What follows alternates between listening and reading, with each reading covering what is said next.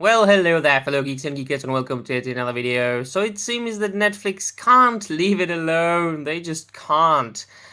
They have very recently stated something on Twitter that concerns Teela. Now, most of you know by now that Netflix released some sort of a continuation of the Masters of the Universe cartoon, and it's not very popular. The reviews haven't been very good. My own opinion is that the animation is excellent, fantastic, the story is intriguing, but otherwise, well, it's a feminist show. It's of course a Teela show. He-Man, the protagonist, has been moved into the background. They killed him basically in the first episode, and then in the fifth episode for the second time. So the message is clear, right?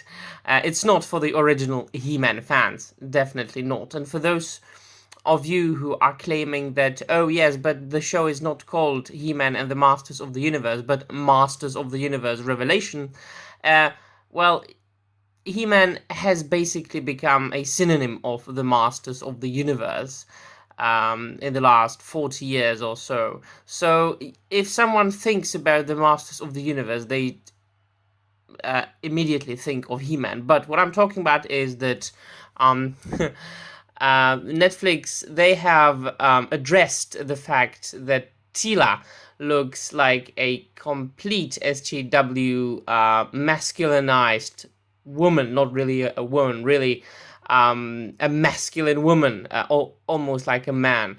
They, of course, shaved a side of her head, which is the typical SJW haircut, and they made her look like a real beefcake. And so that's what they tweeted. The Masters of the Universe Revelation creative team was inspired by Wonder Woman and the Legend of Korra, designing the women of MOTUR with a more realistic muscular perspective than their past iterations. If you look at this picture, you don't even have to be into bodybuilding, and I am into bodybuilding, so I can tell you from my own experience and from what I saw in the gym. A woman doesn't look like that if she doesn't lift weights all the time and eats shit ton of protein or takes other supplements. A female warrior doesn't look like that. Moreover, if we are talking about, because all these women are basically warriors, right? If we are talking about the practicality of being, well, fit for battle, for being a warrior, and you can especially see it at people who do martial arts, it is more fitting, it is more practical to be slim and slender rather than buffed. For a woman to have arms like these, she has to be a bodybuilder. Naturally, women can't get arms like that.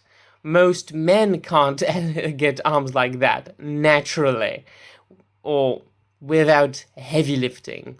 So if you really want to look into it, and if you want to use the word realistic, realistic, if you're talking about a cartoon on Netflix, a fantasy cartoon, and still use the word realistic, you have to look into the practicality of being the man-at-arms, who Teela is now. You don't want to be too heavy, because it wouldn't be as easy for you to fight as if it was if you were fit, if you know what I mean. It's all about the practicality. People lift weights, people build their bodies at the gym, they become bigger just for the looks. There is no practicality in it, right? As I said, most people who do martial arts, they are slim, they are slender, so they are quicker, so they are more, so they can move better, move more quickly. So that's the problem. If you want to use the word realistic, use it properly and appropriately, okay? And even if you look at the women that they are talking about, that they have been inspired by, at Gal Gadot, in Wonder Woman, and she is glorious. She's very beautiful. She's not buffed. She's very fit. But is she buffed? Do you think she looks like a bodybuilder? Now, if you look at He-Man himself, do you see a realism there? It's not realistic. Very few men look like this. And if they did, I would feel sorry for them, because He-Man's head looks like, well, it's too small for his body, even if he was ripped like a lot. So the proportions there are not realistic at all, even if he was ripped like a bodybuilder. And one more thing. If you think about He-Man and the Masters of the Universe, it should be all about not being realistic. Do you know why? Because the show in the 80s was based on action figures. It was based on toys. On toys for children, which were unrealistic from the get-go. The sculpt of them. They were made like this deliberately. And then they made a fantasy show based on the figures.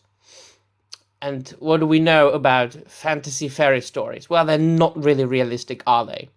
So I do understand Netflix protecting their, well, property that they borrowed from Mattel, but, you know, if we are using the word realistic, if we are using words, please let us honor languages and use words appropriately and in appropriate contexts. All right, but nevertheless, my opinion about the show stays the same. I do enjoy the story. I did enjoy the animation, and the fact that it's a Teela show, well, you know, what can you do? It's 2021. So let me know in the comments down below what you think, and that would be all from me. Bye.